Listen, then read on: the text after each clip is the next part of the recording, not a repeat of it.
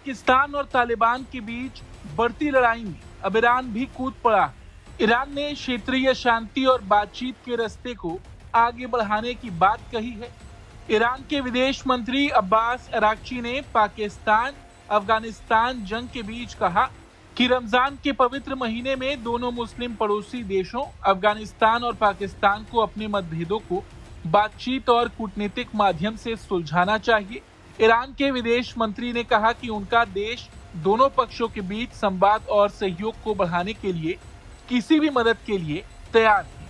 Iran की ये पहल इसलिए भी अहम है क्योंकि सीमा पर पाकिस्तान और तालिबान के बीच हालात पहले से ही तनावपूर्ण है और किसी भी बड़े संघर्ष की आशंका बन रही। ईरान की कोशिश क्षेत्र में इस्लामिक एकता और पड़ोसी देशों के बीच शांतिपूर्ण समाधान को बल देना है। लेकिन यहाँ पर गौर करने वाली बात यह है कि ईरान का खुद का विवाद अमेरिका के साथ चरम पर है। जिनेवा में ओमान की मध्यस्थता में तीसरे दौर की अप्रत्यक्ष बातचीत जारी है। अमेरिकी प्रतिनिधि और ईरानी विदेश मंत्री अराक्ची ने गंभीर चर्चा की।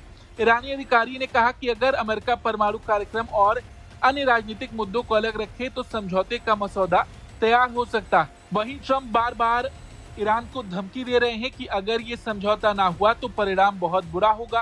खाड़ी में बढ़ते तनाव के बीच अमेरिका ने इजराइल के पास अपने सबसे बड़े विमान वाहक पोत को तैनात किया है और दर्जनों F-22 लड़ाकू विमानों को मोड़ा है, जिससे युद्ध की आशंका और गहरी हो गई। और इसीलिए ईरान का ये बयान और बड़ा हो जाता है क्योंकि एक तरफ ईरान खुद फंसा हुआ है और दूसरी तरफ वो पाकिस्तान तालिबान संघर्ष में मध्यस्थता की भूमिका निभाने के लिए तैयार खड़ा है। रही बात पाकिस्तान और तालिबान की, तो दोनों ही देश एक दूसरे पर हमले कर रहे हैं। पाकिस्तान ने पहले अफगानिस्तान में एयर स्ट्राइक की, तब पाकिस्तान ने दावा किया था कि उसने अफगानिस्तान में आतंकी ठिकानों को निशाना बनाया था। लेकिन तालिबान ने जो दावा किया उसके मुताबिक पाकिस्तानी हमले में निर्दोष महिलाएं और बच्चों की जान गई थी, जिसका पलटवार अब अफगानिस्तान पूरे बल के साथ कर रहा है। अभी तक 55 पाकिस्तानी सैनिक मारे जा चुके हैं।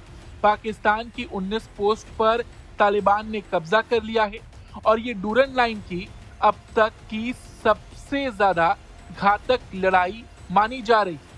और अब देखना ये होगा कि आगे ये संघर्ष कहां तक जाता है।